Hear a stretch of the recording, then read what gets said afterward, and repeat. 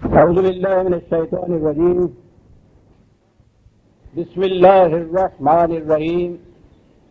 عزیزان ایمان، آج جولائی 1976 کی 11 تاریخ ہے اور درس قرآن کریم کا آغاز سورہ الانبیاء کی آیت 10 سے ہو رہا ہے. 21/10.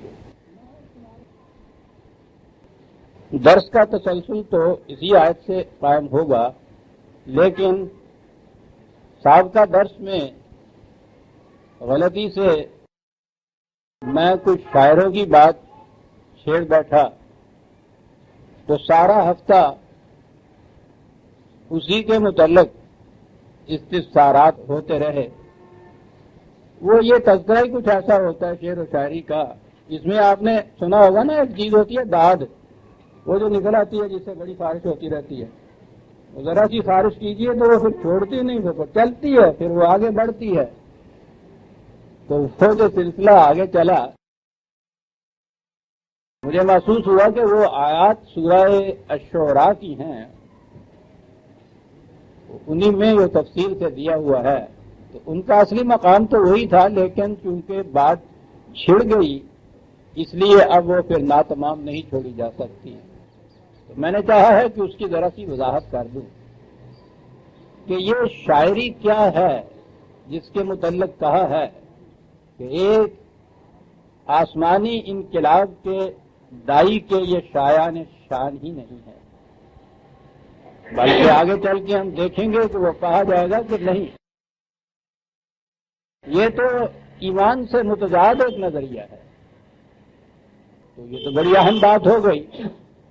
تو شاعری کا مفہوم اگر ہم نے یہی لیا کہ جو بات موزون یعنی وزن کے ساتھ بیان کی جائے وہ تو کفر ہو گئی. نہ رسول کے شایان شان، نہ مومنین کو وہ زیبہ دینے والی بات. تو قرآن اتنا ٹھٹ دلا تو ہے نہیں کہ کوئی اپنے موضوع کو، اپنے ضمیر کو، اپنے خیالات کو، اپنی فکر کو، اپنے پیغام کو اگر وہ منظوم الفاظ میں ادا کر دے تو اسے جہنم میں بھیج دیا جائے. تو میں نے جاتے جاتے بات وہیں چھڑ گئی تھی پچھلے درس کے آخر میں ہی. تو میں نے عرض کیا تھا کہ یہ بات پیرایہ بیان کی نہیں، یہ ایک نظریہ زندگی تھا اور ایک نظریہ زندگی ہے. اس زمانے میں اس کو شاعری سے تعبیر کیا کرتے تھے کہ وہ ہوتا ہی انہی کا نظریہ زندگی تھا. ایمان تو اس زمانے میں اس قوم میں تھا نہیں عربوں کے اندر. یہ تصور کے فالے نکالنے والے نجومی قرہ انداز یا اسی میں ان کے ہاں کے پرستش گاہوں میں بیٹھے ہوئے کاہن ساحر، انہیں الہام ہوتا ہے. یہ ایک تصور چلا آتا تھا قدیم زمانے سے، یونان کے زمانے سے. وہ تصور تھا کہ میوز ایک دیوی ہے، اس کے ساتھ ان کا تعلق ہوتا ہے اور انہیں الہام ہوتا ہے.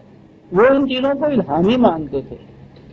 اسی زمرے میں ان کے ہاں شاعر بھی آتے تھے، انہیں بھی وہ یہ کہتے تھے کہ انہیں الہام ہوتا ہے. تو رسول نے جب دعویٰ کیا وحی کا تو انہوں نے سمجھا کہ یہ بھی اسی قبیل کی ایک چیز ہے جیسے اس سے پیشتر ان لوگوں کو یہ ہوتا تھا. اسی قسم کا الہام اسے ہوتا ہے. اس نے بھی اس نے اس کا نام وحی رکھ دیا ہے. وہ کبھی اس کو وجدان کہا کرتے تھے، کبھی الہام کہا کرتے تھے. تو انہوں نے کہا کہ یہ اسی زمرے کی ایک بات ہے، انہی میں سے یہ بھی ایک ہے. تو قرآن کو یہ ضرورت محسوس ہوئی کہ وہ بتائے کہ یہ غلط ہے. یہ جن کو تم نے گنا دیا ہے یہ ان میں سے نہیں ہے. بات یہ اس نے بتانی تھی کہ یہ ایک منفرد چیز ہے، یہ الگ شے ہے، بلکہ اس سے بالکل متضاد ہے. وہ جو یہ جتنے میں نے گنائے ہیں، یہ نجومی اور فال والے اور کاہن اور ساحر اور یہ مندروں والے سارے، ان کے متعلق اس نے یہ قرآن نے کہا. میں اس وقت اس الہام کی اور ان لوگوں کا یہ جو دعویٰ ہے الہام یا وجدانیت کا، اس کی سائنٹیفک تعبیر میں نہیں جانا چاہتا، یہ بات دوسری طرف چلی جائے گی۔ بہرحال یہ چیز اس زمانے بھی مانی جاتی تھی اور آج بھی مانی جاتی ہے۔ سڑکوں کے کنارے بیٹھے ہوئے ہوتے ہیں، ہاتھ دیے ہوئے ہوتے ہیں ان کے ہاتھ میں قسمتیں بتانے والے، یا اس کے بعد وہ طوطے ہوتے ہیں، طوطوں سے انسان کی قسمتیں پوچھی جاتی ہیں۔ تو اب بھی یہ چیز چلی آ رہی ہے، یہ جہالت کے زمانے کی چیز تھی۔ قرآن نے ان دونوں میں امتیاز پیدا کرنا تھا، اور اس کے لیے وہ ایک لفظ اس کے ہاں ایک اصطلاح ہے جسے وہ شیطان یا شیاطین کہتا ہے۔ انسان کے اپنے جذبات جو کسی حقیقت پر مبنی نہ ہو، صداقت پر مبنی نہ ہو، وہ انہیں شیطان کہتا ہے۔ یہ جتنے بھی اس قسم کے الہامات، یہ نجوم و کہانت وغیرہ ہیں، یہ ہوتی ہے انسان کے نفس غیر شعوری کی کارفرمائیاں، ان کانشیس مائنڈ کے اندر کی یہ چیزیں ہوتی ہیں۔ لیکن چونکہ کسی حقیقت اور صداقت پہ ان کا ایمان نہیں ہوتا، اس واسطے وہ چیزیں بجائے خیش کذب ہوتی ہیں، افطراء ہوتی ہیں۔ تو یہ جو چیز ہے اسے قرآن نے بیان کرنا، اور اسی ضمن میں ان کے ہاں چونکہ ان سب میں شاعروں کو زیادہ اہمیت حاصل تھی، ان کے ہاں یہ سوائے کار کے اور کوئی مندر ہی نہیں ہوتے تھے، کوئی پرستش گاہیں نہیں تھی، ان کے ہاں کہانت ہوتی تھی، قسمت کے لیے فالے نکالنے والے بھی موجود ہوتے تھے، لیکن اہمیت ان کے ہاں سب سے بڑی شعراء کو ہوتی تھی۔ اور انہوں نے نبی کے متعلق بھی یہ کہا، ساحر بھی کہا، کاہن بھی کہا، تردید کرتا گیا قرآن۔ انہوں نے شاعر بھی کہا، قرآن نے اس کی بھی تردید کر دی۔ حالانکہ اسلوب بیان کے اعتبار سے قرآن کریم کے متعلق ان کے بڑے بڑے شعراء نے جب دیکھا تو انہوں نے کہا کہ یہ بلند درجے کی ایک شاعری ہے جس کی مثال ہم نہیں پیش کر سکتے۔ تو قرآن نے یہ بتایا کہ یہ نہیں، یہ اس کا شمار ان میں بھی نہیں ہو سکتا، شاعر کی کیفیت ہوتی ہے۔ تو سورہ شعراء 26ویں سورت ہے، وہاں سے بات یہ ہوتی ہے کہ وَمَا تَنَزَّلَتْ بِهِ الشَّيَاطِينُ، وہی ان شیاطین پہ نازل نہیں ہوتی۔ تو یہاں تو نفی کر دی نا کہ یہ بات اور ہے، یہ اور ہی قبیل کی چیز ہے جسے وحی کی کہا جاتا ہے۔ یہ جتنے یہ تم گنا رہے ہو ساحر و کاہن و شاعر اور نجومی، یہ جو دعویٰ کرتے ہیں اس قسم کا، یہ ایک بہکے ہوئے خیالات ہیں، قیاسات ہیں، جسے وجدان انہوں نے کہہ دیا ہے۔ یہ شیطان کا عمل ہوتا ہے، وہی ان پہ نازل نہیں ہوتی۔ اور یہ ہے جس 26ویں سورت ہے، یہ آیت جو میں نے پڑھی ہے 210 اس کی آیت ہے، اور آگے ہے 221 میں، اسی ضمن میں یہ بات چلی آ رہی ہے۔ هل انبئکم علی من تنزل الشیاطین، اور تمہیں بتائیں کہ یہ شیطان کن کی طرف الہام کیا کرتے ہیں۔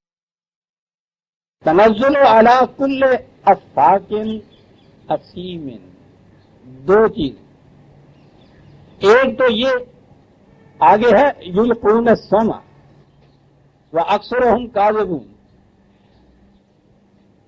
یہ شیطانی الہامات جو ہیں یہ ان کی طرف ہوتے ہیں۔ پہلی چیز تو یہ ہے، یہ عجیب لفظ ہے یلقون السمع، جنہوں کہنا کنسوئیاں لیندے پھرتے ہیں، سونگتے پھرتے ہیں، یہ وہ چیز ہے۔ ان کی کیفیت یہ ہے، یہ کچھ کرتے ہیں اور پھر وہ اپنے دل سے باتیں گھڑتے ہیں، مضامین آفرینی ہوتی ہے اس کے بعد، اور یہ سارا جتنا بھی کچھ قصہ ہے افاق کے لیے افق ہوتا ہے، گھڑی ہوئی باتیں ہوتی ہیں، بنائی ہوئی باتیں ہوتی ہیں، حقیقت اس میں نہیں ہوتی، بلکہ بعض تو ان میں سے ہے کاذبون، وہ دانستہ جھوٹ بھی ساتھ بولتے ہیں۔ یعنی کچھ تو وہ ہیں کہ وہ جہالت کی بنا پہ کوئی چیزیں ان کا نفس غیر شعوری گھڑتا ہے اور وہ سمجھتے ہیں کہ الہام یا وجدان ہو رہا ہے انٹیوشنل میں۔ ایک تو وہ ہوتے ہیں، اور ایک وہ ہوتے ہیں کہ یہ ساری چیزیں یوں ہی قیاسی سنی سنائی ادھر ادھر سے دیں اور اس کے بعد پھر وہ دانستہ جھوٹ بول کے مرصع انداز سے لوگوں کے سامنے پیش کرتے ہیں۔ اور یہ سب کچھ کیا اس لیے جاتا ہے، ایک لفظ عزیزان من اسیم، کہ انسان کے اندر عمل کی قوت مفقود ہو جائے، حرکت نہ رہے، جمود طاری ہو جائے، سکون طاری ہو جائے، افیون دی جائے ان کو سارے۔ کیا بات ہے! آپ ایک ایک کو لے لیجیے عزیزان من، قسمتیں بتانے والے، جاتا ہی وہ ہے کہ جو سمجھتا ہے کہ میری قسمت میرے ہاتھ میں نہیں ہے، میں خود اپنی قسمت نہیں بناتا۔ جاتا ہی وہ ہے جو ناکام ہوتا ہے اپنے کسی پروگرام میں، شکست خوردہ ہمیشہ جاتا ہے، جو کامیاب ہوتا چلا جا رہا ہوتا ہے اپنے پروگرام کے اندر، وہ کبھی قسمت بتانے والے کے پاس جاتا ہی نہیں ہے، وہ کسی نجومی سے نہیں پوچھتا، کہیں سے سال نہیں لیتا۔ نتھنگ سکسیڈ لائک سکسیس، وہ تو بڑھتا چلا جاتا ہے، کامیابیاں اس کو خود راستے روشن کرتی چلی جاتی ہیں۔ جاتا ہی وہ ہے کہ جس میں قوت عمل مفقود ہو، افیون خالی ہو، اور وہ اس میں حرکت نہ ہو، اضمحلال ہو، اور یہ پھر اس اضمحلال کو، افسردگی کو اور تقویت دیتے ہیں۔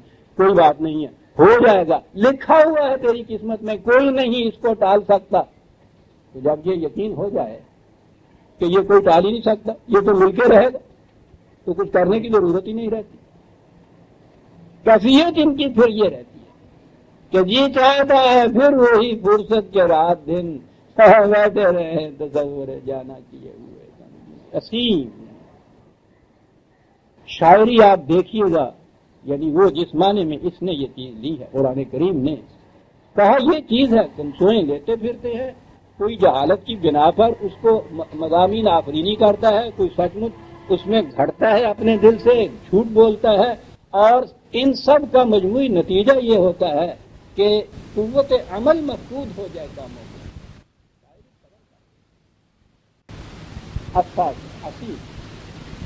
وشعراء اور جو پھر تباہ کرتے، یہ تو لوگوں کو تباہ کرنے کے لیے تھے، اور یہ سارے اس کے پیچھے جو ان کو داد دینے والے ہیں وہ ان کو بہکاتے تھے۔ ان کی یہ کیفیت ہوتی ہے، یہ ان کے زور کے اوپر ان کی شاعری چڑھتی ہے۔ کسی ایک مشاعرے میں کسی کو اس کو داد نہ دے، آپ دیکھیے وہیں دیا گل ہو جاتا ہے ان کا۔ پتہ کیفیت ان کی یہ ہے، اور چونکہ انہیں بھی انہوں نے قوت عمل اور حرکت سے محروم کیے ہوا ہوتا ہے، ان کے دیے بجھائے ہوئے ہوتے ہیں، ان کی کیفیت یہ ہے کہ تعداد کے اعتبار سے لاکھوں، اس کو وہ بہکانے میں بہکاوا دے دیتے ہیں، اور کیفیت ٹڈی دل کی اڑ کے جب اڑ کے جاتی ہیں تو دیکھتے ہیں کہ جتنی زندگی کی کہیں نمی خوشحالی سرسبزی تھی وہ بھی چٹ کر کے چلی جاتی ہیں، تباہ ہو جاتی ہیں وہ قومیں جو اس شاعری کے اندر گرفتار اور مبتلا ہوتی ہیں۔ وقت تو اگر میں تاریخ بتاؤں آپ کو کہ یہ شاعری نے کیا کچھ کیا قوموں کے ساتھ۔ اور اگلی بات یہ کہ الم ترا انہم فی کل واد یہیمون، کیفیت یہ کہ جھوٹی پیاس کا مریض یہ اونٹ، جھوٹی پیاس، جذبات کوئی سچے اس کے نہیں ہوتے ہیں، جھوٹے جذبات، جھوٹی پیاس، یعنی ساری عمر یہ عشق کا راگ گا رہے ہیں، محبوب بھی سب بھی، کوئی نہیں ہوتا ان کے ہاں۔ فی کل واد یہیمون، بات یہ ہے ساری پیاس، وہ تو جھوٹی پیاس ہے، تو ہر وادی میں پھرتا ہے وہ۔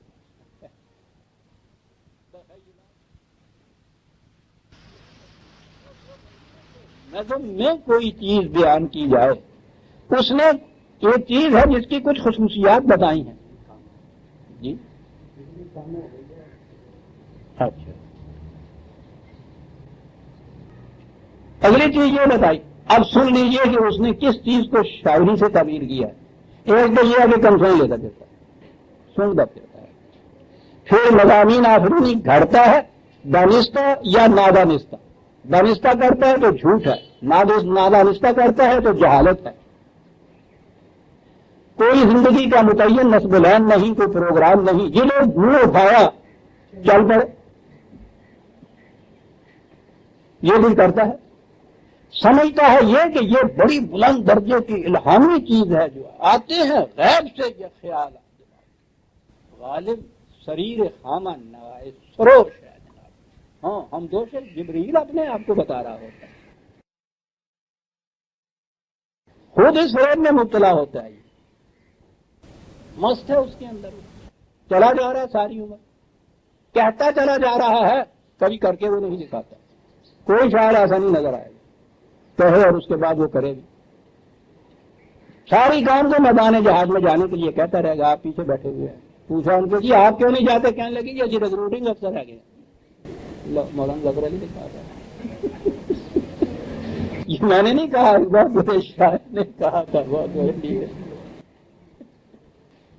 یقولون ما لا یفعلون، کہا یہ ایک، یاد رکھیے اسلوب بیان نہیں یہ ہو رہا، یہ ایک زندگی کا نظریہ بیان کیا جا رہا ہے، ایک نہج حیات بیان کیا جا رہا ہے، ایک پروگرام، ایک طرز، ایک فکر بیان کی جا رہی ہے کہ یہ اس فکر کے لوگ ہوتے ہیں۔ اس زمانے میں اس قسم کے لوگوں کو وہ شاعر کہتے تھے، قرآن نے انہی کو سامنے رکھ کے کہا کہ ان کی یہ کیفیت ہوتی ہے۔ پہلے تو یہ کہا کہ یہ جو دعویٰ کرتے ہیں کہ یہ الہامی چیز ہے، یہ الہام نہیں ہے، یہ شیطانی چیز ہے، اس کو پیغمبر کی وحی جو ہے کہیں اس کے ساتھ اس دونوں چیزوں کو نفی نہ کر دینا، تم نے اسے اس کے ساتھ منسلک نہ کر دینا، بالکل متعین چیز ہوتی ہے وہ۔ اور پیغمبر کی وحی تو ایک طرف، اس وحی کے ماننے والے، اس کے مقابلے میں کہا الا الذین آمنوا وعملوا الصالحات، یہ اللہ بڑے زور کا ہے۔ ہمارے ہاں چونکہ ان چیزوں پہ یوں نہ غور کیا گیا، اب شاعروں کے اوپر مصیبت آ گئی، یہ ان کے سامنے جھٹ سے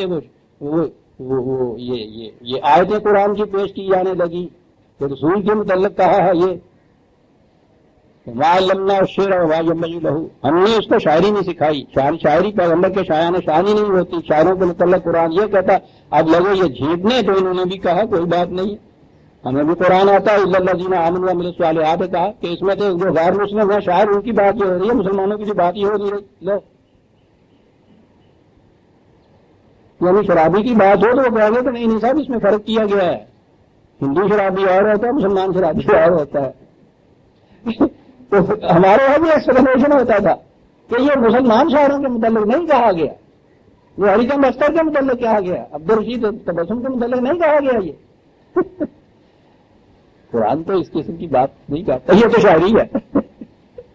اس نے دو متعین نظریات حیات بیان کیے، ایک تو یہ نظریہ زندگی، ایک یہ نہج حیات، اور اس کے بالکل برعکس متضاد الرحم نظریہ حیات، ان کا جن کو مومن کہا جاتا ہے۔ یہ اللہ کے معنی یہ ہے کہ ان کا نہج زندگی، نظریہ حیات، نصب العین زندگی یہ نہیں ہوتا، ان لوگوں کا یہ نہیں ہوتا، یہ ہے اس اللہ کے معنی۔ مومن کا یہ نظریہ حیات نہیں ہوتا، وہ اپنی فکر کو، اپنے پیغام کو، اپنے خیالات کو نظر میں بھی کیوں نہ کرے۔ بات نظریہ حیات کی ہے کہ مومن کا یہ نہیں ہوتا، اس کی کیفیت کیا ہوتی ہے؟ آمنوا عمل الصالحات، وہ وہاں تھا کہ وہ کہتے ہیں کرتے نہیں۔ پہلی چیز تو یہاں آمن کا کہ وہ فی کل واد یمین کو کاٹ دیا۔ جب ایمان کے تو معنی ہیں کسی ایک نصب العین حیات کو مرکز زندگی میں، نصب العین کے معنی یہ ہے جہاں جا کے نگاہ ٹکے، ایک نقطہ جس پہ جا کے نگاہ ٹکے، اور ایک کی نہ ٹکے، نقطہ ایک ہو، 30 ملت اے کہ گوئی لا الہ۔ دیکھیے یہ شاعر اس کو بھی کہتے ہیں، ملت کس کو کہتے ہیں؟ او لا الہ کہنے والے، ملت کسے کہتے ہیں؟ با ہزارہ چشم بودن یک نگاہ،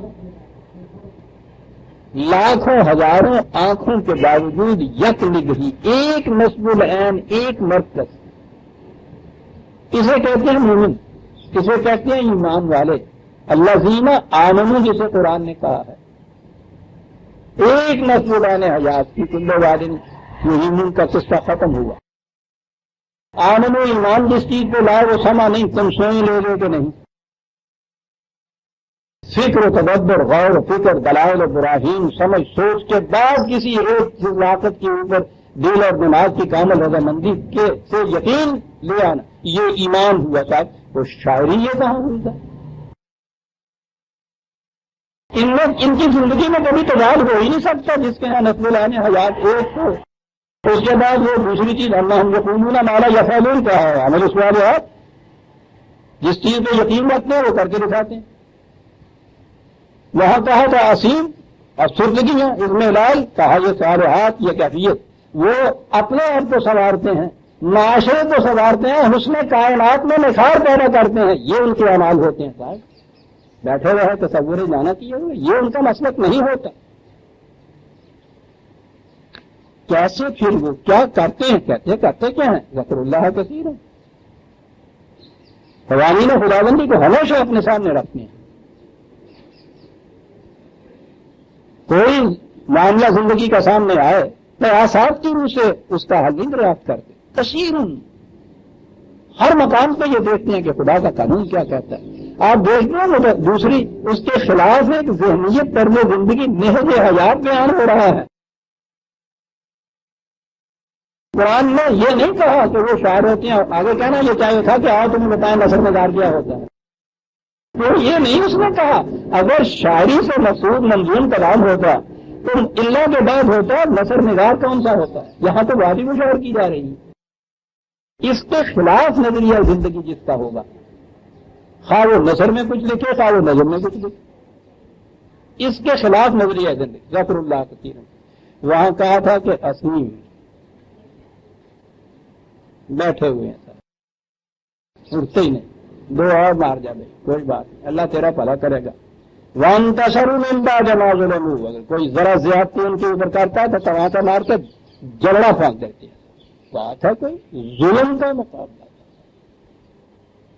شاعر یہ کرتا ہے کبھی آج تک دیکھا ہے اس نے؟ شاعر ویڈیو لکھ دے گا،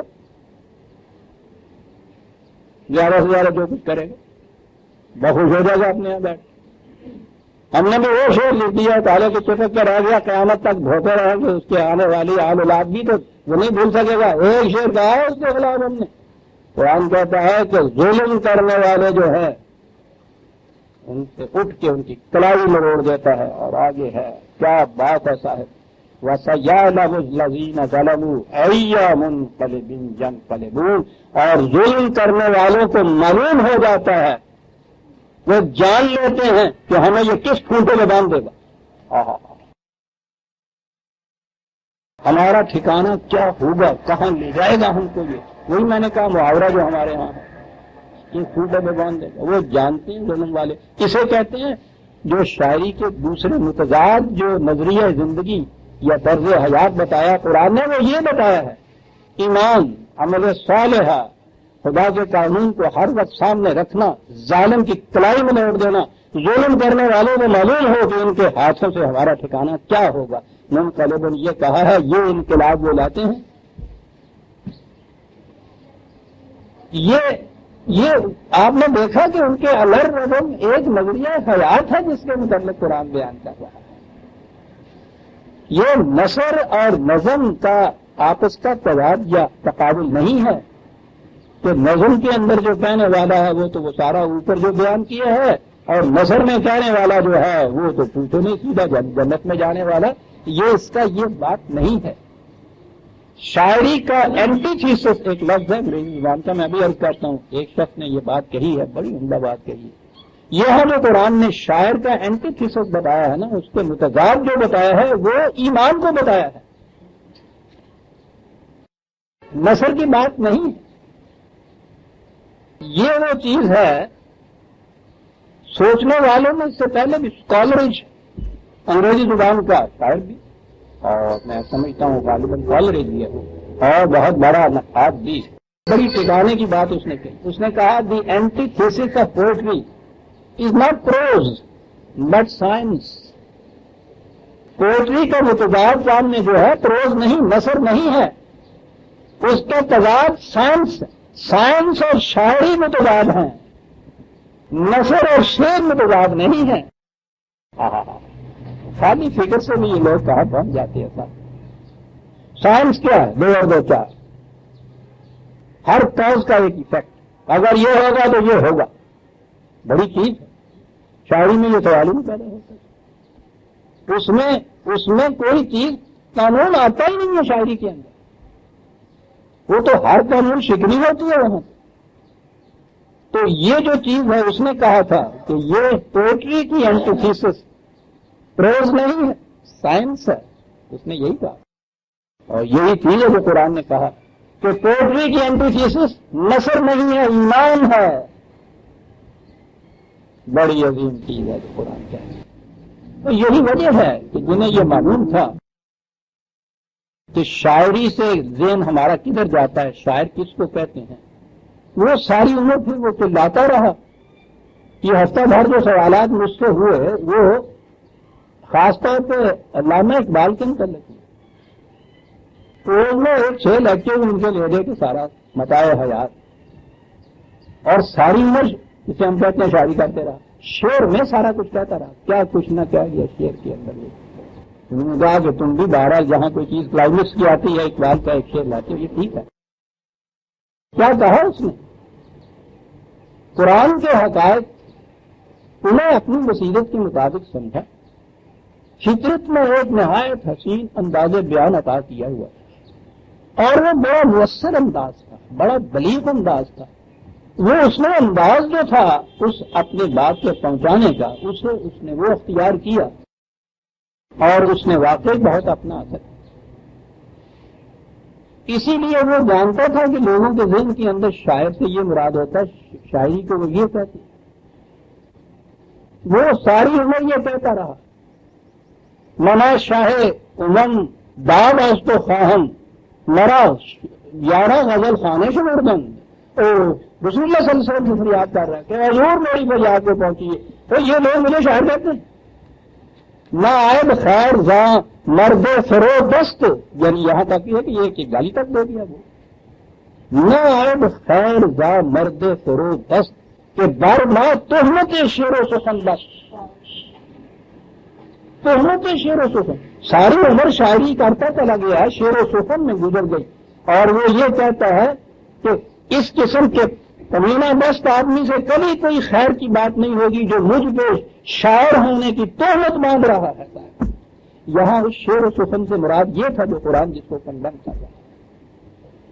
اقبال کے سامنے تو قرآن کا دیا ہوا ایک متعین نصب العین ہے، ساری عمر آپ دیکھیے پہلے دور کی تھوڑے سی دور کی وہ شاعری چھوڑ کر، جبکہ ہندوستان کی نیشنلزم کا اثر ابھی ہنوز تھا، جب وہ یورپ میں گئے اور واپس آئے ہیں، پہلی چیز اس نے یہ چیز کہی کہ میں نے قرآن سے اب یہ سب کچھ سیکھ لیا ہے۔ پہلی کتاب جو انہوں نے اپنی اسرار و رموز ہے اس کے آخر میں جو دعا ہے اس میں یہ چیز کہ اگر میں نے قرآن کے خلاف ایک لفظ بھی کہیں کہا ہو دانستہ، تو اس کے بعد جو بد دعائیں انہوں نے مانگی ہے نا کہ میری شاعری تباہ ہو جائے، میری عمر ختم ہو جائے، اور آخر میں جو انتہا ہو سکتی ہے کسی کی بد دعا کی اپنے متعلق، بے نصیب اور بوسائے پاکل مرا، میں نے اگر قرآن کے خلاف کچھ کہا ہو تو یا رسول اللہ اپنے پاؤں کے بوسہ دینے سے مجھے محروم کر دے۔ میں کہتا ہوں اس سے زیادہ شدید قسم کی اپنے خلاف کچھ نہیں کہا جائے تو بات جا سکتا۔ میں کہہ یہ رہا تھا کہ جسے ہم یہ کہتے ہیں کہ ساری عمر شاعری کرتا رہا اور شاعروں کے متعلق تو قرآن یہ کہتا ہے، پیش کیا جاتا ہے ان لوگوں کی طرف سے جن کو یہ ملکہ نصیب نہیں ہوتا، خود معروم ہوتے ہیں ذوق سلیم سے، اور جنہیں عطا ہوتا ہے ان کے پیچھے پھر لٹ لے کے پھرتے ہیں۔ ان کی تو کیفیت یہ ہوتی ہے، تحسین حسن کا ایک عظیم ملکہ لطیف ہوتا ہے جسے اللہ تعالیٰ دے۔ جو لوگ عوام کی سطح پہ زندگی بسر کرتے ہیں وہ اس سے معروم ہوتے ہیں، لیکن اس معرومی کو تو پھر خاص طور پہ یہ جو ملا بنتا ہے نا وہ وہی ہوتے ہیں جو معروم ہوتے ہیں، جنہیں یہ ملکہ ہوتا ہے وہ ملا بن ہی نہیں سکتا، اور وہ پھر لٹ لیے پھرتے ہیں فتوے۔ اقبال کی شاعری کے خلاف قرآن کی آیتیں چل بھائی ختم کیا گیا۔ میں کہہ یہ رہا تھا کہ جو چیز میں نے کہی تھی اور قرآن کریم میں یہ چیز جو آئی ہے یہ اسلوب بیان کا تعلق نہیں ہے، یہ ایک مسموع عین حیات ہے، ایک طرز زندگی ہے، ایک نظریہ زندگی ہے، ایک منہاج زندگی ہے جو بالکل ایمان اور عمل صالحہ کے متضاد ہے۔ وہ شخص ساری عمر کچھ بھی نہ کہے تو بھی اس میں شامل ہو جائے گا، شاعری نثر میں کہے گا تو بھی اسی میں شامل ہو جائے گا۔ انداز بیان کون سا ہے وہ تو سوال نہیں ہے، کہتا کیا ہے، بات یہ ہے جو اس میں کہی گئی۔ تو یہ میں نے ضروری سمجھا کہ پچھلی دفعہ جو بات چھڑ گئی تھی تو میں نے کہا کہ اس کو پھر وضاحت کر ہی دوں، ورنہ اس سے خلش رہتی ہے، ذہن میں کھٹک رہتی ہے، اور سورہ شعراء تو ابھی بعد میں جا کے آئے گی، ممکن ہے کام جیتا ہے تیری زلف کے سارے ہونے تک، تو بات آ گئی تھی تو بات ساتھ ہو جائے تو اچھا ہی چاہیے، ٹھیک ہے نا جی۔ سورہ الانبیاء کی آیت 10 پیچھے سے بات چلی یہ آ رہی تھی کہ پوچھو ان لوگوں سے جن کی نگاہیں تاریخ کے اوپر ہیں کہ جن اقوام نے ان قوانین کی خلاف ورزی کی ان کا انجام کیا ہوا۔ اہلکنا المسرفین، کہا ان لوگوں کو دیکھو، بڑی عجیب چیز ہے، بڑی عظیم آیت ہے۔ کہا تمہیں بتاؤ کس چیز کی مخالفت کر رہے ہیں، بڑے غور سے سننے. مخالفت کس بات کی کر رہے ہیں؟ قرآن کی مخالفت کر رہے تھے. نہیں، حضور کی وحی کی پیغام کی مخالفت کر رہے تھے. لقد انزلنا الیکم کتابا فیہ ذکرکم افلا تعقلون. کہا یہ جو کچھ وحی کے ذریعے تمہیں دیا جاتا ہے، تمہاری طرف نازل کیا جاتا ہے، کمبختو، اس میں تو تمہارے ہی شرف اور عظمت اور رفت کا بیان ہے. اس میں تو راز ہے تمہاری شرف اور عظمت کا، اور تمہاری کیفیت یہ ہے کہ اپنے ہی شرف اور عظمت کی مخالفت کیے چلے جا رہے ہیں. غلط تعقلون، بڑے جاہل واقع ہوئے. تو یہ جو ہم کچھ بیان کر رہے ہیں، اس میں تو راز تمہاری سرفرازیوں کا ہے، تمہاری عظمتوں کا ہے، تمہاری رفتوں کا ہے. یہ پروگرام یہ ہے کہ دنیا میں تم جہاں جا پہنچو کہ مومن بالائے ہر بالا کرے. مومن ہر بلند سے بلند تر ہوتا ہے. غیرت برنت عابد ہم سرے، کوئی آگے بڑھ جائے یہ تو سوال ہی پیدا نہیں ہوتا. مومن تو اسے بھی برداشت نہیں کر سکتا کہ کوئی اس کو دوست میں تو زندگی کے اندر چلے جائے. کہتے ہیں جیوان من قرآن سے نہ ہم نے مقام آدم کو کبھی متعین کیا، ورنہ پتہ چلتا قرآن کہتا کیا ہے، کہاں لے جاتا ہے آدم، اور پھر مقام مومن تو اس سے بھی کہیں آگے جاتا ہے. کہا انزلنا الیکم کتابا فیہ ذکرکم. دو ایک اور آیت ہم اس میں کہا ہے، یہ سورہ المومن کی آیت 23 اور 71. بل اتیناہم بذکرہم فہم عن ذکرہم معرضون. بڑا انداز کہتے ہیں دیکھیے ہم ان کی عزت و تکریم و شرف و رفت کی باتیں کر رہے ہیں، ان سے ہم یہ چیزیں ان کو دے رہے ہیں، اور ان کی کیفیت یہ ہے کہ اپنی ہی عظمت اور عزت سے راز برت رہے ہیں، سب روبرمانی کر رہے ہیں. ملاملہ فرمائیے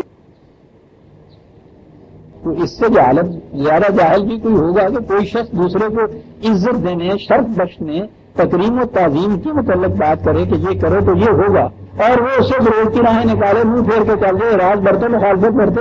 کہا غلط ہے کہ نہیں، ان سے پوچھو کہ اصل فکر بھی ہے تمہارے.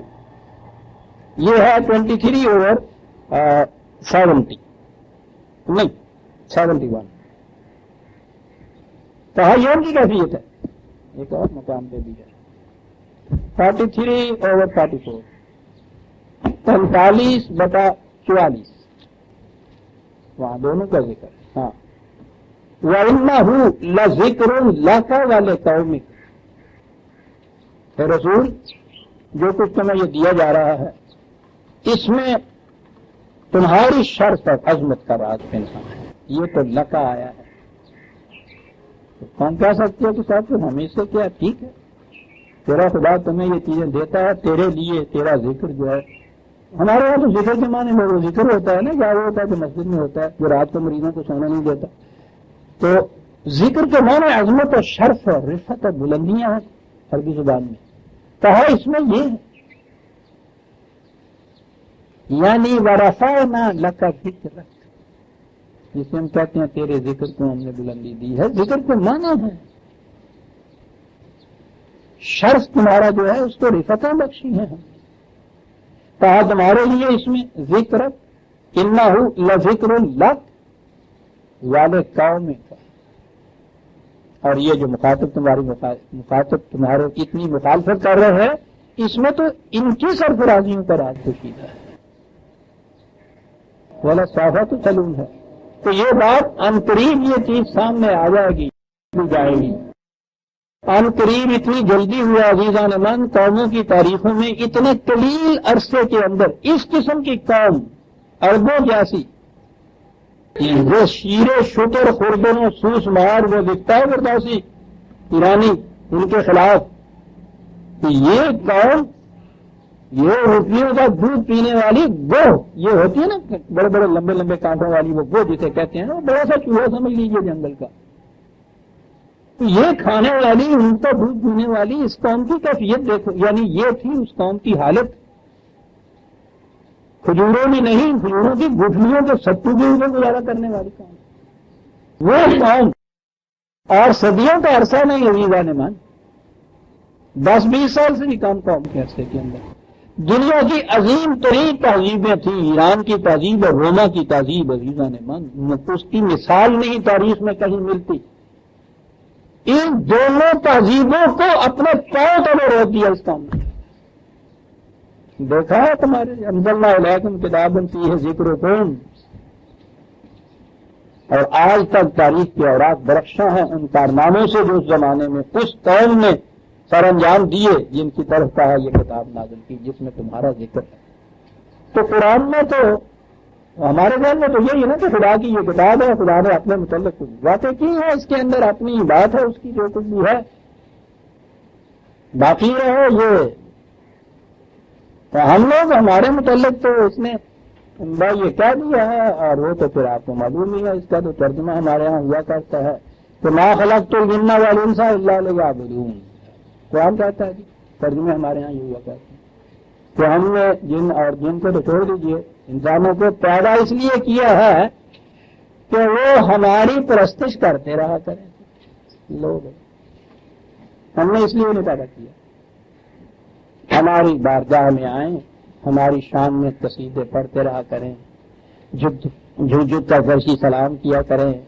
یعنی زندگی کا مقصد ہی ہے ما خلقت الجن الا لیعبدون، بس اسی کے لیے. اس میں سے ہٹ کے یہ روٹی بھی کھانے پہ آ گئے نا وہی گناہ ہوگا، کیونکہ جی ما خلقت الجن والانس الا لیعبدون. پھر اس کے بعد لگی تعویذیں ہونی کہ نہیں جی ایک مومن کی زندگی میں اس کا کھانا کھانا بھی عبادت ہی ہے، پرستش ہے. لیکن یہ تصور دیکھیے کہ انسانوں کو پیدا کیا کہ وہ ہماری پرستش کرتے رہا کریں، پیدا اس لیے کیا. کوئی شخص کہنا کہ صاحب پیدا کرتے وقت تو آپ نے ہم سے پوچھا نہیں، یا تو پوچھ لیا ہوتا کہ یہ مقصد ہے تمہارا دنیا میں بھیجنے کا، اگری کرتے ہو اس سے متفق ہو، ہم اتفاق کر کے بھیج دو تو ٹھیک ہے، ہم تو یہ کرتے، پوچھا ہی نہیں ہم سے، ہمیں تو پیدا کر دیا، پیدا کر دیا اس لیے کہ صاحب کہ وہ ہماری پرستش کرتے ہیں. اس مقصد کے لیے پوچھتے ہو قرآن کو کہاں لے جائے. مقصد زندگی تمہارا جو ہے ذکر شرف انسانیت کی انتہائی بلندیوں پر پہنچانے کے لیے یہ کتاب ہم نے دی ہے. لیکن کیسے یہ پہنچو گے؟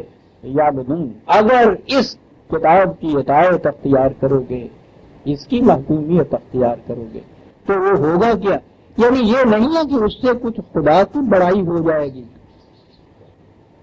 خدا کو کسی کی بڑائی کی احتیاج کیا ہے؟ وہ تو جس دن یہ کائنات نہیں تھی، انسان تو ایک طرف رہا، جو رفعت اور عظمت اور بلندی اس کی اس دن تھی، وہی کائنات کی تخلیق کے بعد، وہی انسانوں کی تخلیق کے بعد ایک انسان بھی اگر اس کو سجدہ نہ کرے تو اس کی عظمت میں کوئی فرق نہیں آ جاتا تھا. ساری دنیا اس کو سجدے کرنے لگ جائے تو اس کی کوئی پوڑی ادا نہیں کر سکتا ہو. وہ تو اپنی ذات کے اندر یہ سب کچھ لیے ہوئے ہے، اس کو احتیاج ہی اس چیز کی نہیں ہے. جو ہم نے یہ بنا دیا ہے کہ اسے عرش پہ بٹھایا اور آپ صاحب اس کے پرستش میں اس کی حضور میں جا کے اور وہ ہم نے سجدے شروع کر دیا. اور وہی جو عام ہمارے ہاں تصور ہے، گئے خدا کے حضور کھڑے ہو گئے، الحمدللہ سب تعریفیں تیرے لیے ہیں، سب تعریف تیرے لیے. باتوں کے حضور میں جیسے قصیدے پڑے جاتے ہیں، تصور ہم نے یہ کام کر دیا. کوئی مذہب کا تصور نہیں، پرستش پوجا قصیدے کا نہیں، بالکل نہیں. یہاں تو صورت یہ ہے انزلنا الیکم کتابا فیہ ذکرکم، اس میں ہماری بات کوئی نہیں ہے، اس میں تو تمہاری ہی بات ہے. اور بات وہ ہے جو تمہیں شرف اور عظمت کی بلندیوں پہ پہنچاتے ہیں. تمہاری بات ہے اس کے اندر، ہماری بات نہیں ہے اس کے. یہی بات تھی جسے اس نے کہا تھا کہ محمد بھی تیرا، جبریل بھی، قرآن بھی تیرا، مگر یہ حرف شیری بتا ترجمہ تیرا ہے یا میرا؟ فی ہے ذکر کون، وہ کہہ رہا ہے. اقبال میں کیا کہا؟ اقبال تو یہاں سے کہتا ہے یہ ٹھیک ہے میرا ایمان ہے کہ محمد بھی، جبریل بھی، قرآن بھی تیری، یہ ایمان ہے کہ یہ تیرا ہے. نہ محمد کا بنایا ہوا ہے، نہ محمد کی ذات ہے، یہ خود کچھ اس نے دعویٰ کر دیا تھا، نہ جبریل نے یہ بات کہ یہ کہیں لے جانا تھا، اس کو یہ دے دیا جاتا یہودی کا، کچھ نہیں. ایمان ہے میرا یہ سب کچھ تیرا. بات میں اتنی پوچھنا چاہتا ہوں یہ سب کچھ کے بعد، مگر یہ حرف شیری یہ بتا ترجمہ تیرا ہے یا میرا؟ فی ہے ذکر کون، رب بننا سجدہ یہ نہیں ہے. اس کی کیفیت یہ ہو تو یہ کتاب جو میری کتاب ہے اس میں میرا نہیں کچھ، وہ تمہارا ہی سب کچھ میں نے بیان کیا، تمہارا شرف، تمہاری عظمتیں، تمہاری رفتیں، اور افلا تاکہ لوگوں تم ذرا سوچ سے تو کام لو کہ تمہارا سب کچھ ہے، تم ہو رہی ہو، وہ اس سے ہی راز برتتے ہو، پھر خود ذلتوں کی زندگی بسر کرنا چاہتے، ہم تو تمہیں آسمان کی بلندیوں کو اٹھانا چاہتے ہیں، ٹھیک رکھو تو ابھی تو پھر اگر یہ بات نہیں ہے، وہ جسے ہم نے کہا ہے ابدیت ہماری اختیار نہیں کرتے ہو، اس کی ہدایت نہیں کرتے، ان قوانین کے مطابق زندگی بسر نہیں کرتے، تو پھر اس کے بعد پھر ہم سے نہ پوچھو، جاؤ کے ان اجڑی ہوئی بستیوں کے کھنڈرات کی ٹھیکریوں سے پوچھو، پھر ان سے پوچھو کیا ہوا کرتا ہے، وَكَمْ قَصَمْنَا مِنْ قَرْيَةٍ كَانَتْ ظَالِمَةً، قسمنا سخت چٹان جو ہو اس کو اگر ریزہ ریزہ کر کے ریت بنا دی جائے، اس کے لیے وہ لفظ ہے، چٹان کی طرح موکن قومیں ریت بنا کے ذروں کی طرح بخیر کے رکھ دی ہیں، اور اس کے بعد وہ کہا کہ اللہ حدیث، پھر ان کی صرف داستانیں باقی رہ جاتا ہے، کہانیاں ان کی باقی رہ گئی، وَأَنشَأْنَا بَعْدَهَا قَوْمًا آخَرِينَ، ان کی جگہ کچھ دوسری قوم نے لے لی۔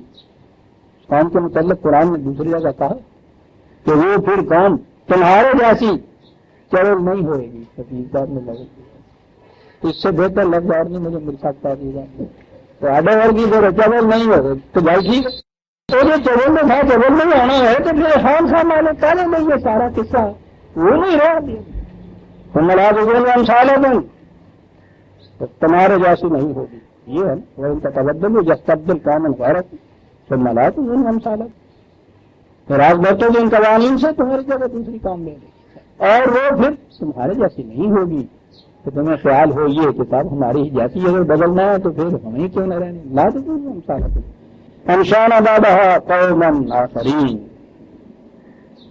اب دیکھیے جی وہ پروسیس جو ہے جس سے آتا ہے عذاب قوموں کے اوپر عجیب، پھر دیکھ لیجیے کہ ہمارا ذکر نہیں تو اور کس کا ذکر ہے، کہا فلما احسوا باسنا، کیا بات، قرآن بتاتا یہ ہے کہ قوموں کی تباہیاں جو ہیں یہ یوں ہی اوور نائٹ نہیں آ جاتی، یوں ہی فوراً پلٹا لے کے نہیں آ جاتی، تباہی کے اسباب بہت پہلے سے جمع ہونے شروع ہو گئے ہوتے ہیں، غیر محسوس طور پر وہ حکیمی لیٹ ہونا شروع ہو جاتی ہے، انگریزی کا یہ لفظ حکیمی لیٹو افیکٹ جسے کہتے ہیں، آہستہ آہستہ تباہیوں کی چیزوں کا جمع ہوتے چلے جانا۔ ڈاکٹر صاحب کے پاس جائیے، اسے کہیے کہ ڈاکٹر صاحب اچھا بلا رات کو سویا تھا، صبح آپ دیکھیے ایسا بخار ہے، ہڈیاں ٹوٹ رہی ہیں، سب کچھ ہے، وہ دیکھنے کے بعد یا خون کی ایگزامن کرنے کے بعد وہ کہتا ہے صاحب یہ نہیں کہ رات آپ اچھے بھلے سوئے تھے، آپ تو 10 برس سے اس کے اندر مبتلا چلے جاتے ہیں، یہ تو کینسر ہے، ایک رات میں کینسر ڈیولپ نہیں ہوتا، مدتیں ہو جاتی، عرصہ لگتا ہے اس کے اندر، اسی لیے اس نے بار بار قرآن نے کہا جو حاصل کو اپنا ٹیسٹ کراتے رہا کرو خون کا وقتاً فوقتاً، کیا کام کراتے رہا کرو، وہ اس لیے کہ یہ جو تباہی ہے وہ پہلے ہی دن محسوس نہیں ہو جاتی۔ دو ایک آیتیں اور بھی ہمارے سامنے آتی، آیتیں تو اس موضوع پر بہت ہیں، قرآن کریم یہ پروسیس اس کا یہ ہے، طریقہ کار یہ ہے، اور یہ آپ کی سائنس کی دنیا میں آپ دیکھیں گے، آپ فزیکل ورلڈ کے اندر تباہی ایک دن نہیں آتی، گھن کھاتا ہے لکڑی کو تو یہ نہیں ہوتا کل بڑی اچھی تھی اور آج شتیم نیچے گر گیا ہے، پتہ نہیں کب تک گھن لگا ہوا ہوتا ہے۔ 7/182 7/182 کیا لفظ ہے صاحب، والذین کذبوا بآیاتنا، جو جھٹلاتا ہے ان قوانین کو کہ نہیں صاحب سب آ گیا ہے، اس کے خلاف کرنے سے کیا ہو جاتا ہے، بددیانتی سے کیا بنتا ہے، یہ بے ایمانی سے کیا ہوتا ہے، یا جھوٹ سے کیا بنتا ہے، ظلم کا کیا ہے، بنتے چلے جاتے ہیں۔ کہا سنستدرجہم، لفظ دیکھیے صاحب، بولیے اس لفظ کو، آپ جلدی اس لفظ کا تلفظ ادا نہیں کر سکتے، معنوی اعتبار سے بھی اس کے معنی ہیں درجہ بدرجہ، سیڑھی بسیڑھی، قدم بقدم، تدریجن لے جانا، اور لفظ یہ ہے زبان عربی، وہ کہتا یہ ہے کہ یوں تدریجن، درجہ بدرجہ، منزل بمنزل، قدم قدم یوں چلتا ہے تباہی کی طرف۔ سنستدرجہم، من حیث لا یعلمون، ان راستوں سے جو ان کی عقل و فکر میں بھی نہیں ہے۔ 7/182 تھا یہ آیت، ایک اور آیت لے لیجیے۔ اس لیے عزیزان من قرآن کہتا ہے کہ اپنے معاشرے کی، اپنے نظام کی، اپنی ذات کی کا احتساب خویش کرتے ہیں۔ یہ جسے آج کیا کب کہتے ہیں، یہ بڑا ہی ضروری ہے۔ یہ کیا کب عزیزان من، وہ جو کہتے ہیں نا کہ وہ تپ دق کی تشخیص شروع میں مشکل ہوتی ہے، علاج بڑا آسان ہوتا ہے، اور آخر میں تشخیص بڑی آسان ہوتی ہے، علاج بڑا مشکل ہو جاتا ہے۔ تباہی اس طرح سے آتی 16/26 میں ہے۔ قد مکر الذین من قبلہم، اس سے ان سے پہلے بھی قومیں ایسی تھیں، خدا کو فریب دینا چاہتی ہیں۔ فأتى الله بنيانهم من القواعد فخر عليهم السقف من فوقهم، اور یہ نہیں ہوا کہ انہوں نے دیکھا تو چھت میں کچھ دریڑیں پڑ گئی تھی، دزیں پڑ گئی تھی، ایسا ہوتا تو وہ گھر سے پتہ چل جاتا، بنیادیں کھوکھلی ہو رہی تھیں۔ تو ایک دن پھر ہوا یہ کہ اچھی بڑی دیواریں نظر آ رہی تھی، اچھی بڑی چھت نظر آ رہی تھی، نیچے جو وہ بنیادیں تھیں وہ اتنی کھوکھلی ہوئی کہ وہ جو متزلزل ہوئی تو اپنی چھت کے نیچے آ کے تباہ ہو گئی۔ قومیں یوں تباہ ہوتی ہیں،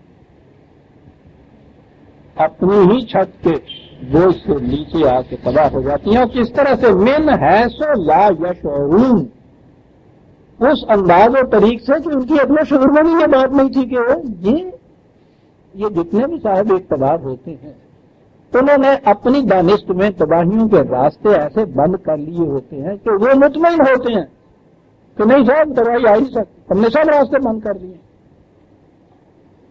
جہاں ذرا سا تھوڑا سا امکان بھی ہو کسی خدشے کا وہاں بھی وہ راستہ بند کر دیتے ہیں، بلکہ اوور ایکٹنگ ہوتی ہے، اس میں تو اطمینان ہوتا ہے۔ کہتا من حیث لا یشعرون، ان راستوں سے پھر تباہی آتی ہے جو تمہارے شعور میں بھی نہیں تھا۔ یہاں ہے وہ لفظ جہاں میں پھر آیا، فلما احسوا باسنا، احسوا، جب وہ غیر محسوس اور غیر مرئی تباہی جو تھی محسوس شکل میں سامنے آئی، احسوا، کیا ہوا پھر؟ اذا ہم منہا یرکضون، تو وہ لگے بھاگنے، پھر وہاں سے لگے بھاگنے وہاں سے۔ یرکضون رکض ہوتا ہے کسی چیز فوری کسی خطرے کو دیکھ کے بھڑک اٹھنا اور اس سے حواس باختہ ہو کر بھاگنا جو ہے، کہا یہ فوری تو سامنے نہیں آیا تھا۔ فلما احسوا باسنا، غیر محسوس طور پر تو پتہ نہیں کب سے چلا آ رہا تھا، جب وہ محسوس طور پہ سامنے آیا تو لگے بھاگنے۔ وہ محاکات ہے عزیزان من، محاکات کہتے ہیں ایک نقشہ کھینچ دینا سامنے، پورے کی پوری تصویر، منظر کشی کہتے ہیں۔ کہتا ہے یہ اٹھے بد حواس بھاگے، پیچھے سے ہمارے قانون مکافات نے آواز دی، لا ترکضوا، مت بھاگو، بھاگ کے کہیں نہیں جا سکتے، نہیں کہیں نہیں جا سکتے۔ کیا کہا کہ پھر کھڑے ہو جاؤ؟ نہیں، وہیں کھڑے نہیں کر دینا۔ وارجعوا الی ما اترفتم فیہ ومساکنکم، چلو لوٹ کے انہی بڑے بڑے شاہی محلات کے اندر، انہیں اقتدار کی کرسیوں کے اندر جہاں بیٹھ کر تم نے اس قدر ظلم اور استبداد پہ قدم باندھی، وہاں واپس چلو، وہاں موقع پہ چلو، وہاں تمہارا مقدمہ، چلو واپس وہاں چلو۔ پھر وہاں کیا کیا جائے گا جسے کہتے ہیں نا پوچھ گچھ، لعلکم تسألون، تاکہ وہاں تم سے پوچھا جائے کہ یہ کس کی محنت کا صدقہ تھا جو سارا کچھ تمہیں بنایا ہوا تھا۔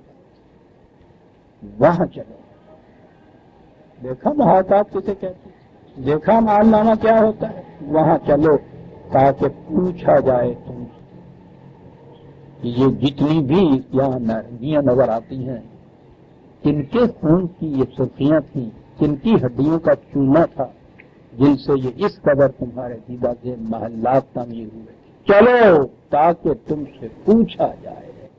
بڑا عجیب لفظ ہے یہ پوچھا جائے والی بات، تو قرآن کریم میں بڑے مقامات وہ جو ہے وہاں ثم لتسألن یومئذ عن النعیم، وہاں وہ یہ ہے 102/8 نعیم، وہ ساری آسائشیں، رہائشیں، آرائشیں، جو تم نے یہاں جمع کی ہوئی تھی ان کے متعلق پوچھا جائے. یہ پوچھا جائے والی بات عزیزان من بڑی عجیب ہے. یہ پولیٹیکل سائنس میں جسے ہم ساورینٹی کہتے ہیں نا، اقتدار مطلق اس کا ترجمہ ہمارے ہاں کیا گیا ہے، لیکن ساورینٹی لفظ ہے اس کے لیے انگریزی میں بھی. ساورن اسٹیٹ کہتے ہیں، ترجمہ عام ہے جو خود مختار ہے. ایک ساورینٹی جو ہے، اب یہ جو چیز ہے نا کہ ساورینٹی کس کو حاصل ہے. ملوکیت کے زمانے میں بہرحال ایک فرد ہوتا تھا، اس کو کہتے تھے. ڈکٹیٹرشپ میں بھی وہ اس کو کہتے ہیں. ڈیموکریسی کے زمانے کے اندر افراد کے جو نمائندے ہیں ان کو کہتے ہیں. وہی آخری اتھارٹی جس کا ترجمہ یوں کر لیجیے نا سمجھنے کے لیے. اور اب یہ جو دور چلا ہے، یہ ایک جھکڑ چلا ہے روس کی طرف وغیرہ سے، تو اس میں عوام کے متعلق کہا جاتا ہے کہ ان کو یہ حاصل ہے ساورینٹی. تو وہ انسانوں کے اندر ہی یہ پھرتی ہے، کوئی شکل اس بھی کیوں نہ رکھ دی جائے. اس کی پہلے دیکھیے پولیٹیکل سائنس میں اس کی ڈیفینیشن کیا ہے. جیکوا میریٹن نے لکھا ہے دا مین اینڈ دی اسٹیٹ. وہ لکھتا ہے the power to do all things without accountability. یہ اقتدار کہ جو کچھ جی میں آیا میں کروں، کوئی مجھ سے پوچھنے والا نہ ہو، اس کو کہتے ہیں ساورینٹی. اکاؤنٹیبلٹی نہ ہو جانا، یہ ہوتا ہے اکاؤنٹیبل ٹو. یہ ہماری کانسٹیٹیوشن میں بھی ہوتا ہے. The minister is accountable to the chief minister and the chief minister to the prime minister and the prime minister to the president, یا جیسا بھی اس میں رکھا، اور ٹو دی پارلیمنٹ اکاؤنٹیبل. یہ اس کے حساب انہوں نے اس کا دینا ہوتا ہے. اس ذمہ داری جو ہے وہ اس کے متعلق جا کے بتانا ہوتا ہے. وہ اس سے پوچھ سکتا ہے یہ اس سے. اور ساورن آخری اتھارٹی وہ ہوتی ہے کہ وداؤٹ اکاؤنٹیبلٹی اس کے اوپر کوئی ایسا نہ ہو جو اس سے پوچھ سکے کہ تم نے ایسا کیوں کیا تھا. یہ ہوتی ہے ساورن. میں نے کہا کہ انسانی نظام سیاست میں یہ جتنے بھی پیکر بدلے، ساورینٹی کسی نہ کسی شکل میں انسانوں کے پاس ہے. قرآن نے دیا ایک نظام سیاست. کہا کرتے ہیں صاحب اسلامی نظام سیاست کیا ہے؟ اسلام کا سیاسی نظام کیا ہے؟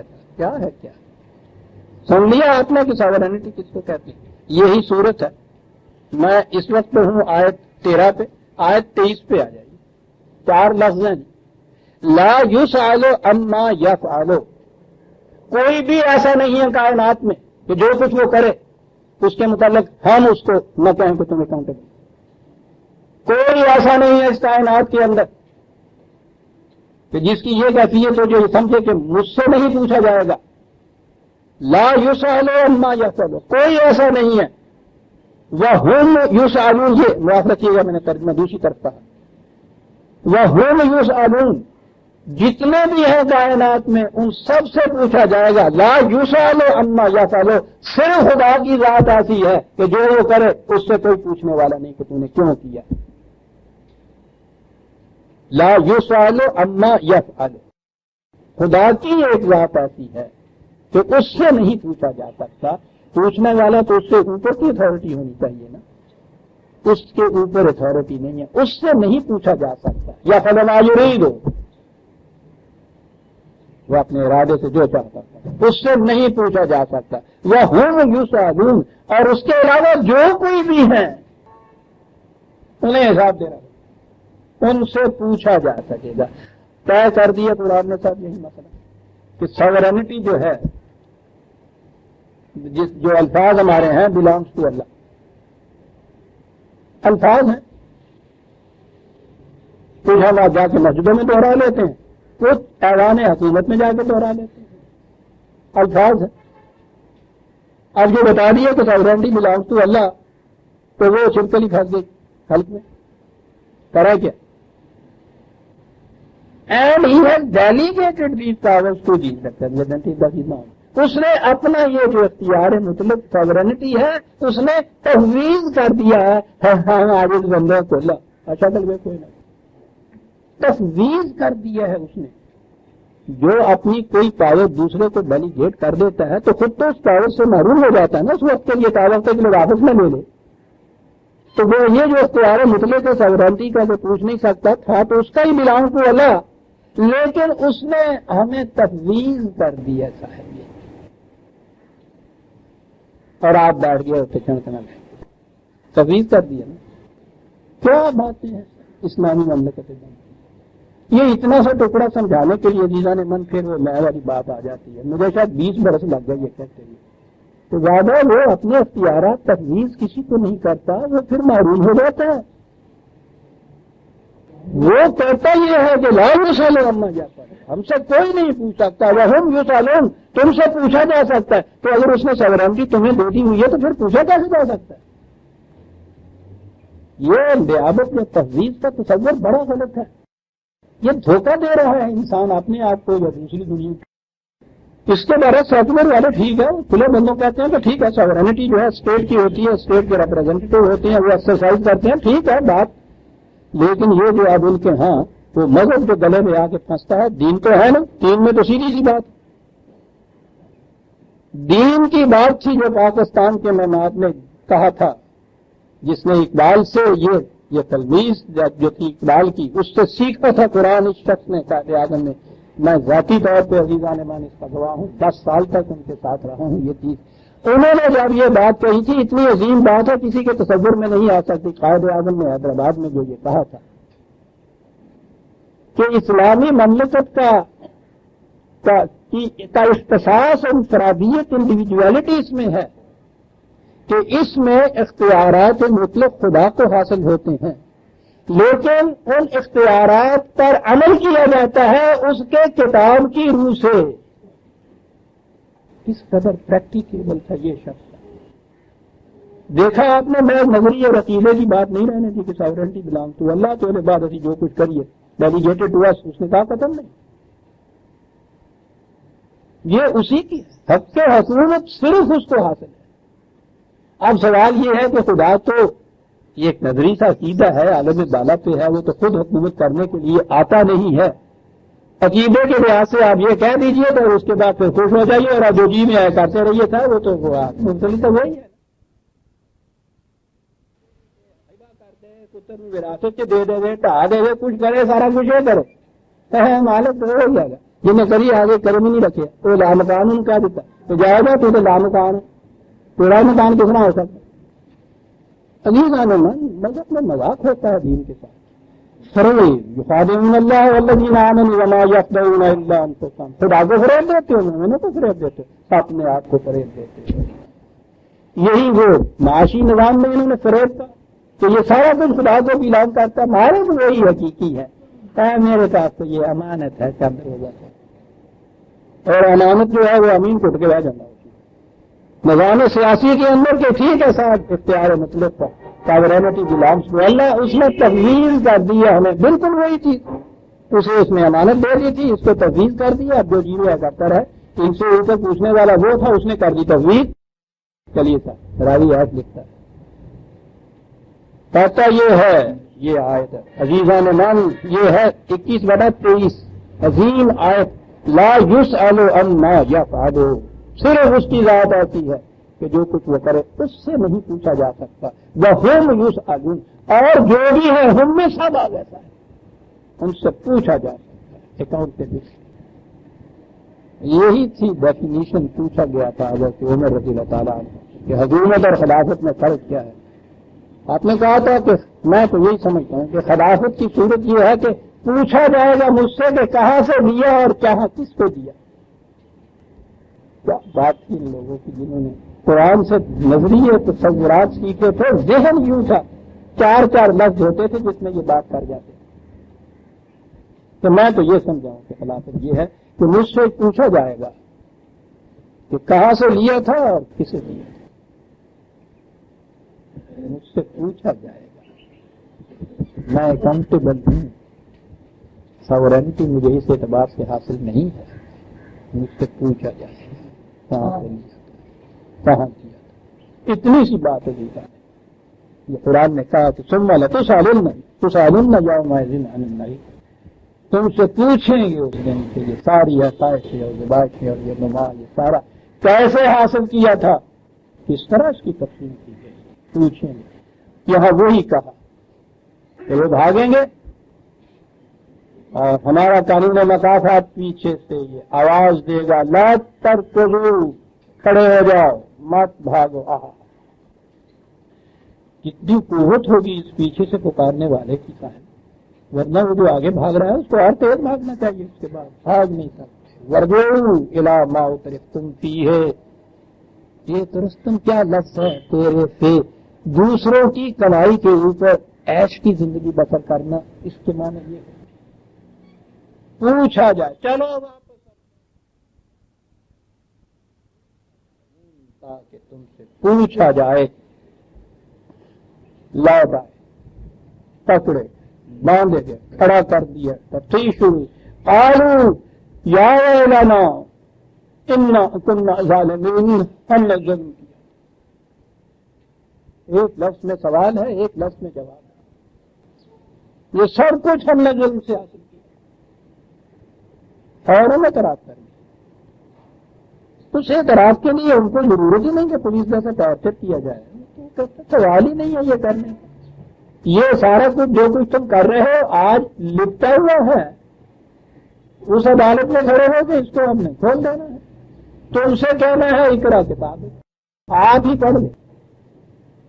آج تیرا احساس لینے کے لیے تو خود اپنے لیے کافی ہے، اسی لیے قالوا یا ویلنا انا کنا ظالمین، کوئی معذرت نہیں، کوئی جھوٹ بولے سوال ہی نہیں ہے۔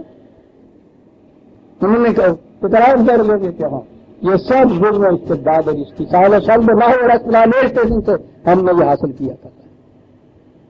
فما زالت تلک دعواہم، وہ یہ کہتے چلے جائیں، تو کیا اس وقت یہ کہہ دینا کہ ہم نے سب ظلم سے لیا تھا، تو ہم یہ کہیں گے کہ اچھا جہاں جتنی ہمارے سوری جان چھوڑ دو جاؤ، پھر ہو ظلم کر دے رہا تھا، کہتے چلے جائیں گے۔ عزیزان مان، میں نے کہا ہے کے لیے پتہ نہیں یہ آخری میری دعوتیں ہیں، اتنی سی عربی عزیزان من ضرور سیکھ لیجیے، بڑا آسان ہے بات ہے، لیکن اس کی لذت تو اس کے الفاظ میں ہے۔ کہتے چلے جائیں گے حتی جعلناہم حصیدا خامدین، دو لفظ وہ کہتے چلے جائیں گے تاکہ ان کی کیفیت یہ ہوگی جیسے کٹا ہوا کھیت، جیسے بجھا ہوا شعلہ۔ اگر شاعری نام ہے کسی چیز کو محاذات میں یوں ادا کرنے کا عزیزان مان کے کم از کم الفاظ میں پوری کی پوری حقیقت جو سامنے آ جائے، بتائیے کہ اس سے بڑی شاعری کیا ہوگا۔ وہ کہتے چلے جائیں گے یہ کچھ کہ ہم نے ظلم کیا۔ وہ وقت تو ختم ہو گیا نا، جب یہ بڑی طور پہ سامنے آ جاتا ہے آزاد تو توبہ کا تو وقت ختم ہو جاتا ہے۔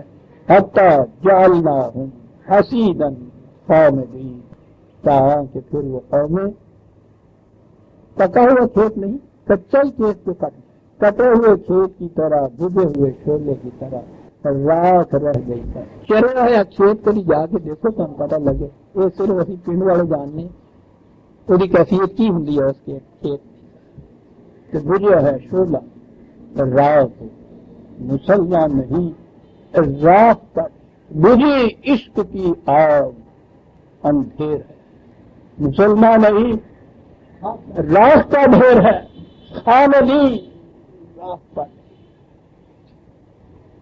تو کہا کہ یہ چیز جو سمجھ میں نہیں کے آئے گی، وہ کہا تھا نا کہ انہوں نے تو سارے رسنے بند کر دیے تھے تباہیوں کے، یہاں سے بھی نہ آئے، وہاں سے بھی نہ آئے، وہاں سے بھی نہ آئے، یہ پھر کیسے ہو گیا، کیا ہو گیا؟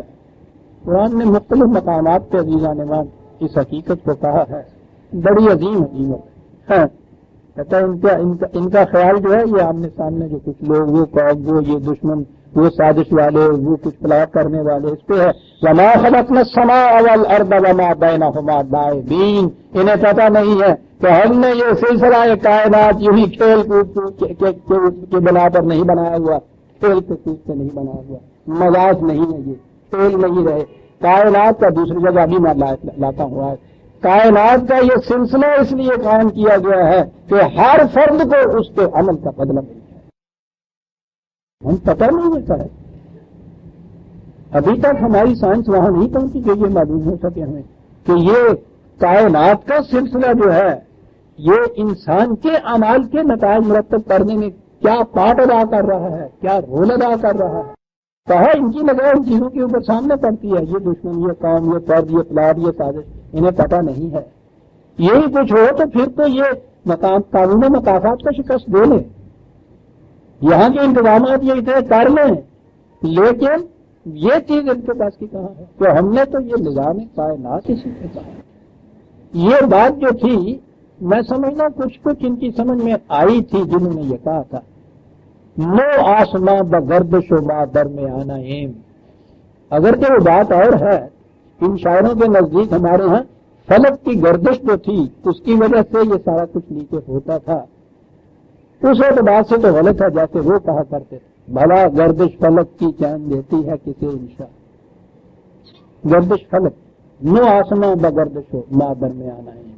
غالب دیگر نہ پوچھ کے بعد چینے لگا تو یہ آسمان و زمین گردش میں ہے.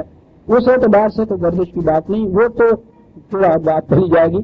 وہ تو مجوسیوں کا ایک تصور تھا کہ انسان اپنے مقدرات کا آپ مالک نہیں ہے، اس کی قسمت جو ہے وہ متعین ہوتی ہے آسمان اور اجرام فلکی کی روح سے.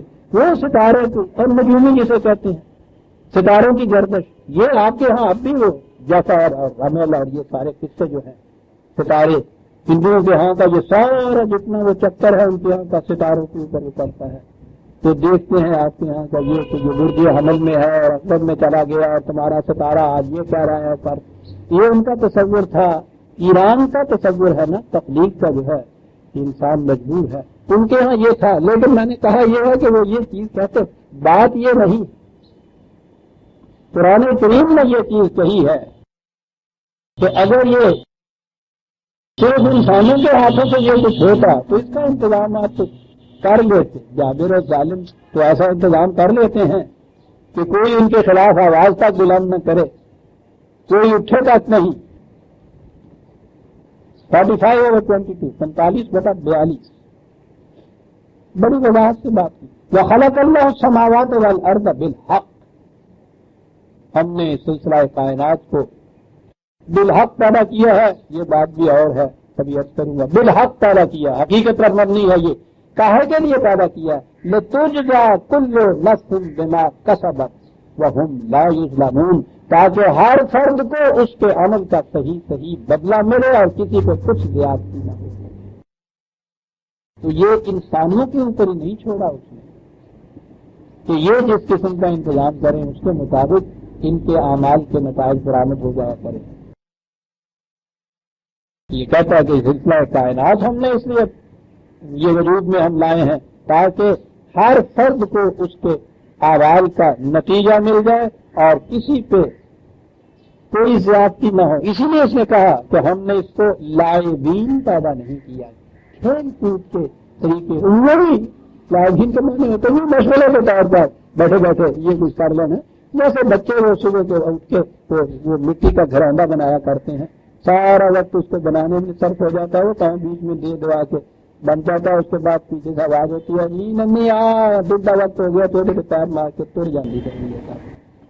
شاعروں نے تو ہمارے یہاں یہ کچھ کیا ہوا ہے. خود پوجا کرو، خود گلے پوجا، خود رندو سدوکش، خود برسر یا پوجا خریدار برآمد بے شکست و رواں سے. سارا یہ نظام پائے.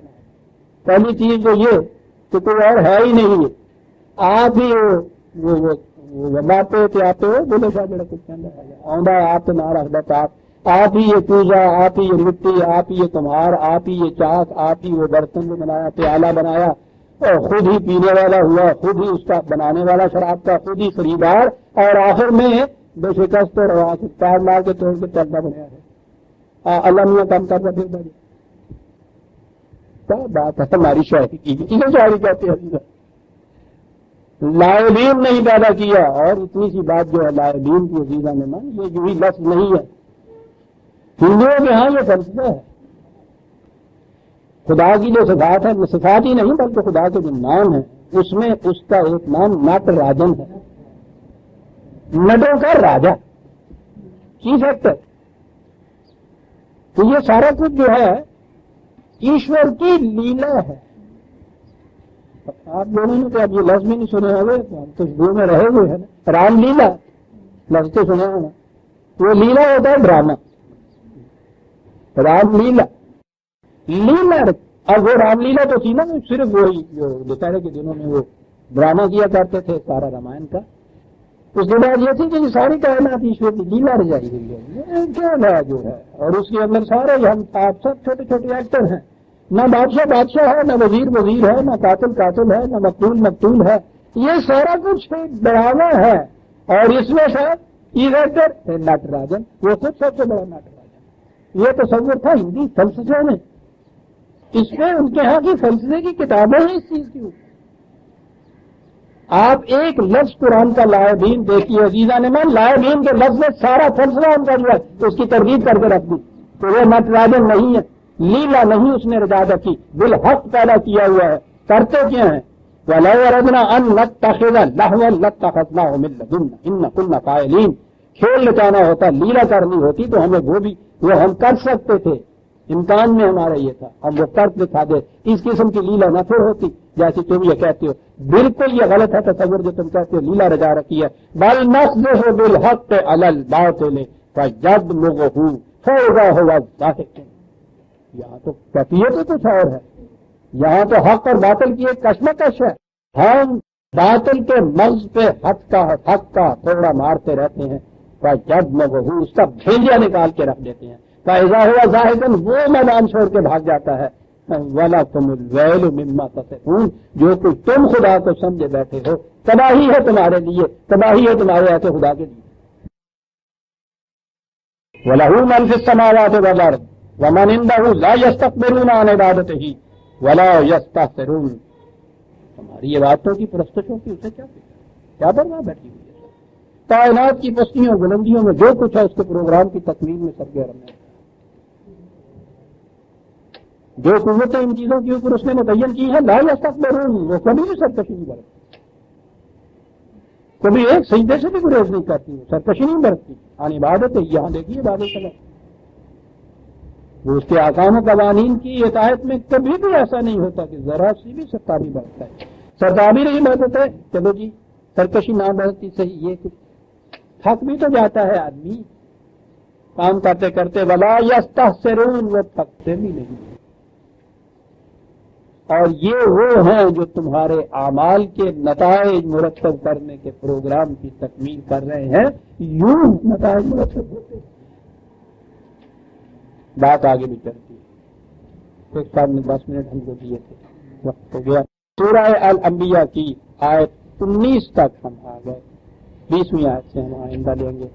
ربنا تقبل منا انک انت السمیع العلیم۔